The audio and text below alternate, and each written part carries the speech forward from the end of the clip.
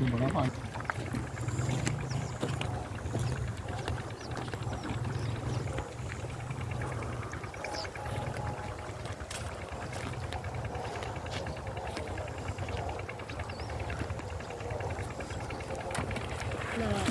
ਹੁਣ ਤੂੰ ਕਹਿੰਦਾ ਇਹ ਬੰਦਾ ਕਿਹੜਾ ਜਿਹਨੇ ਮੈਨੂੰ ਪਛਾਣ ਲਿਆ। ਮੈਂ ਨਹੀਂ ਲੈਂਦਾ, ਮੱਛੀ ਲਾ ਲੈ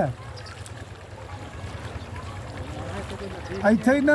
ਇਹ ਉਰਾਂ ਜਿਹਾ ਕਰਕੇ ਇੱਕ ਮੁੱਢ ਪਿਆ ਤੇ ਇਹਦੇ ਨਾਲ ਠੀਕ ਹੈ।